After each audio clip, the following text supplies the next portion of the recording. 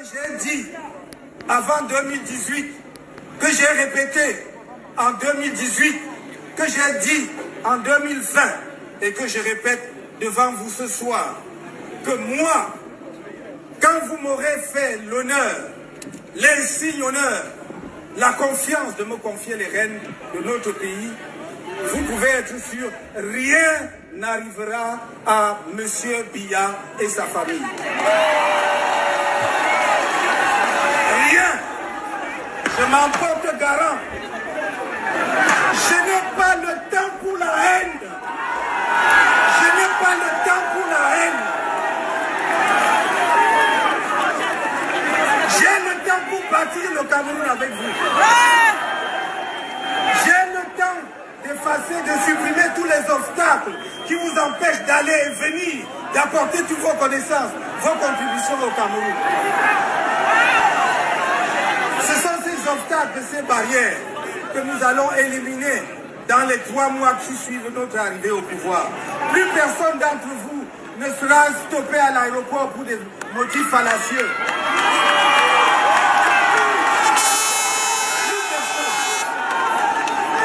Et j'ai dit, je le redis, nous allons établir non seulement la binationalité, mais la plurinationalité.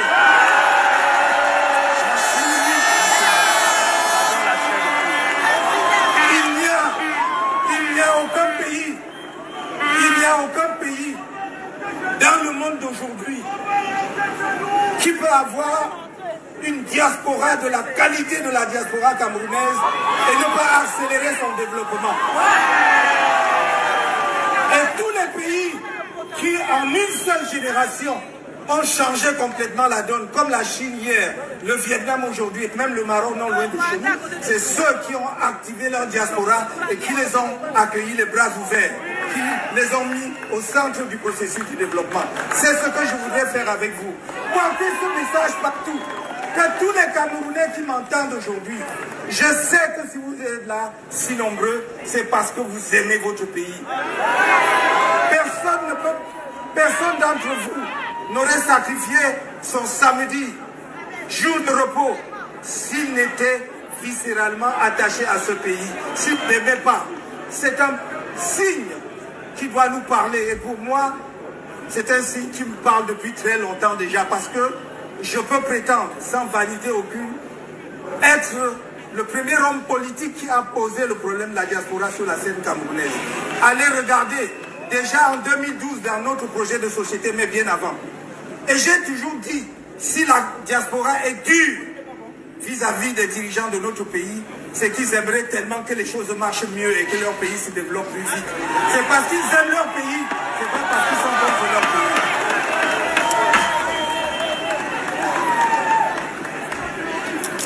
Mon message de cet après-midi, en ce qui concerne la marche des affaires de notre pays, c'est de vous dire, ne vous laissez pas distraire. En 2020, à cette même place, il y a exactement 5 ans et 4 mois, je vous disais, je vois clairement là où nous allons. Je vois. Et on y est arrivé 2025, c'est la gare. 2025, c'est la gare.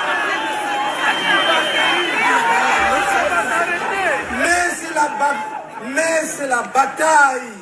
C'est la bataille de tout le monde. C'est la bataille du peuple camerounais. On a raison de dire, ça ne peut pas être la bataille d'un parti politique seul. Ça ne peut pas être la bataille d'un individu. Il n'y a pas de messie. Et quand bien même il le serait, il faut encore qu'il y ait des gens derrière lui. Non. La bataille de cette année, qui est la mère des batailles politiques depuis l'histoire politique du Cameroun, cette bataille est celle du peuple camerounais tout entier.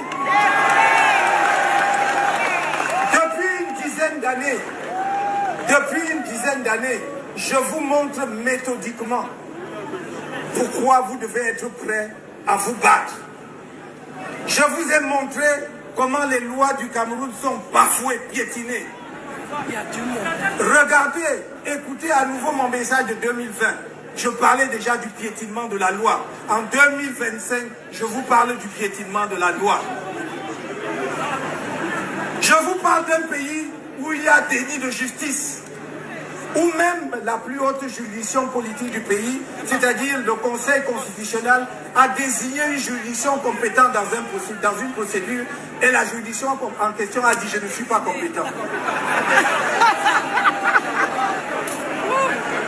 Je vous parle d'un pays où nous demandons depuis plus d'1 an à ce que l'organe électoral, qui est de par la loi un organe indépendant, affiche la liste électorale nationale, c'est-à-dire le corps électoral.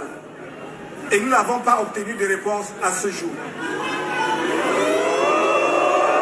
Je vous parle d'un pays où ce même organe électoral s'est organisé pour bloquer le corps électoral au Cameroun autour de 7 millions et demi, 7 600 000 depuis 10 ans, depuis 2012. Depuis 2012.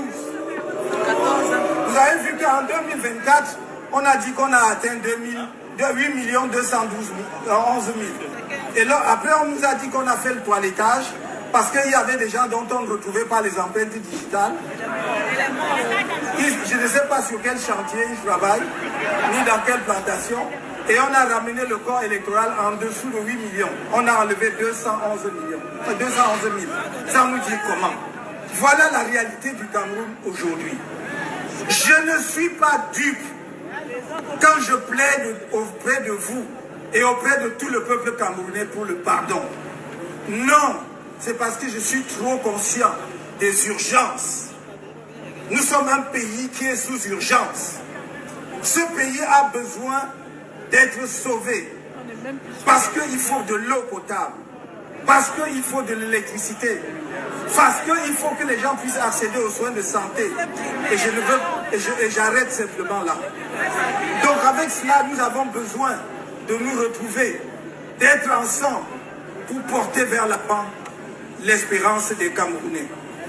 Je n'ai pas le temps pour la haine, je n'ai pas le temps pour le règlement des comptes. J'ai besoin de chacun de vous. Qu'est-ce que nous gagnerions à passer 2 ou 3 ans en un spectacle de jugement de je ne sais qui parce qu'il a fait quoi? Ça ne veut pas dire que ceux qui ont foulé au pied les lois de la République ou qui ont détourné et autres ne seront pas poursuivis suivant les lois camerounaises. Écoutez-moi très bien. J'ai dit que je me refuse de donner celui qui a dirigé le Cameroun, bien ou mal à un moment donné, et qui a aujourd'hui un âge canonique, soit donné en spectacle, parce que ce serait une honte pour nous-mêmes. Et je le dis parce que je souffre. J'ai mal de voir comment on l'expose. On l'expose, c'est une honte. Ceux qui le font devaient avoir honte. Ce n'est pas seulement pour sa famille. Ce n'est pas seulement pour son parti politique. C'est pour nous tous le Cameroun. Quand on peut humilier à ce point une personnalité, même nous en Afrique, même s'il n'avait pas dirigé le Cameroun, personne n'a le droit de donner en spectacle un homme de cet âge. C'est un patriarche dans nos traditions. C'est une honte. Mais c'est une honte pour nous tous. Et nous ne devons plus accepter cela. C'est pour cela que j'ai dit qu'il aura toute ma protection. Pour ce cas-là, vous pouvez être contre moi, j'assume, mais il aura ma protection. Il aura ma protection. C'est mon engagement à moi. Il aura ma protection. Voyez-vous, quand je dis ce que je dis, je rêve que le Cameroun surprenne le monde entier en octobre prochain, en rendant possible une alternance pacifique par les urnes. Je rêve que c'est possible. Parce que tout le monde voit la catastrophe au Cameroun, tout le monde prédit la guerre civile, tout le monde croit que le pays sera à feu et à feu. Nous pouvons étonner le monde en faisant une élection qui permettent aux Camerounais de choisir effectivement celui qui a gagné et qui va gagner. Mais je ne suis pas dupe quand je dis cela. Parce que je sais qu'il y a des radicaux au sein du système. Il y a des extrémistes au sein du système qui pensent que cela n'arrivera jamais de leur vivant. Mais à ce moment-là, à l'impossible, lorsque un peuple est contraint à la légitime défense, il doit exercer sa légitime défense. Et c'est pour cela que j'ai toujours dit, j'aimerais tellement que chacun écoute Shuninga de mon idole Richard Bona. Notez, c'est S-H-U-N-I-N-G-A. Allez taper, écoutez. Vous pouvez choisir cette musique qui est une musique d'élévation. Mais vous pouvez aussi choisir une musique saccadée. Hein? Vous pouvez aussi choisir une musique saccadée où on danse, on gâte tout. C'est à lui de choisir. Et j'ai dit, on dansera sur la musique que les autres vont mettre. Nous aussi on sait danser. Toutes les musiques on va danser. Le Cameroun c'est notre pays à nous tous. Vous avez vu que je n'ai pas perdu le temps sur la question de savoir si je serai candidat ou pas. Parce que c'est un faux problème. On perd le temps avec ça. Donc, il n'y a aucun obstacle juridique, je dis bien aucun, à ma candidature à la prochaine élection présidentielle. Il n'y en a aucun.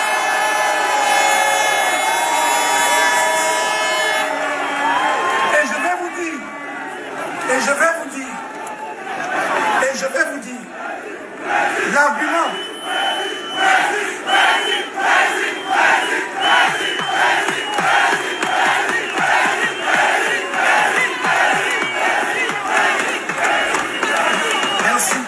Merci. L'argument fallacieux de ceux qui disent « Ah oui, mais il n'est pas allé aux élections de 2020, donc il ne peut pas aller à l'élection de 2025. » Je ne veux pas être discourtois, vous savez très bien que je suis assez poli. Mais je dirais simplement, et je conseillerais vivement à ces personnes, d'aller chercher un juriste. Non pas ceux qui squattent les plateaux de télévision et qui ne comprennent rien au droit, mais même à l'étranger, pour qu'ils leur expliquent. Il n'y a aucun obstacle à ma candidature. Je voulais dire ceci. J'ai l'impression parfois que nos amis qui passent leur temps dans des cabinets noirs à voir comment créer des difficultés aux gens avaient pensé que le fait pour nous de ne pas aller aux élections de 2020, les carottes étaient petites. Et après, ils se sont rendus compte que même malgré tout, il y avait des élections en 2025, législatives et municipales en février. Ils ont dit, mais on va faire comment? Ils ont violé la Constitution pour renvoyer les élections en 2026. Ils croyaient que c'est réglé.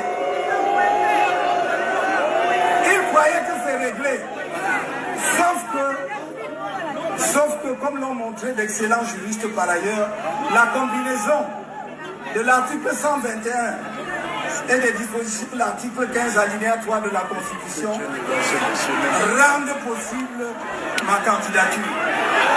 Alors du coup,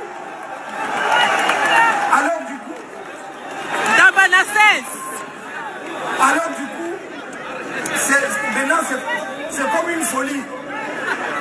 Même ceux qui avaient fait des études, y compris en venant ici, ils ont brûlé leur thèse, ils ont tout déchiré pour aller au quartier. Maintenant c'est le droit du quartier qui sont sur les plateaux de télévision. Je me demande, parce que c'est un problème sérieux pour l'éducation de nos enfants, parce que je me demande ce qu'ils enseignent maintenant dans les amphithéâtres. Qu'est-ce qu'ils enseignent à nos enfants dans les amphithéâtres. Voilà le problème. Voyez un pays où on a tout déconstruit. On a tout déconstruit. Au Cameroun, il n'y a plus de repères. Dites-moi, est-ce qu'il y a encore un repère? Les enfants grandissent sans dire « j'aimerais être comme ». Non, on a tout détruit. Parce qu'il faut que survive une seule image, un seul individu. Mais ils se sont trompés. Je crois qu'après 43 ans, ça a mis le temps que ça a mis. Mais c'est fini maintenant. Et en octobre, nous disons, c'est fini. Alors, me vient une petite chanson. Cameroun 2025, changement. Cameroun 2025, changement. Cameroun 2025, changement. Cameroun 2025, changement. Come, don't come.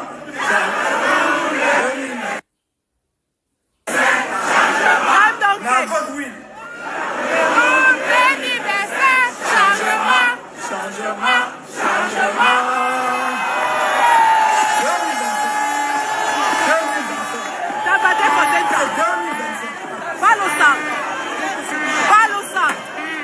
Vous voyez, nous devons mettre un terme à ça.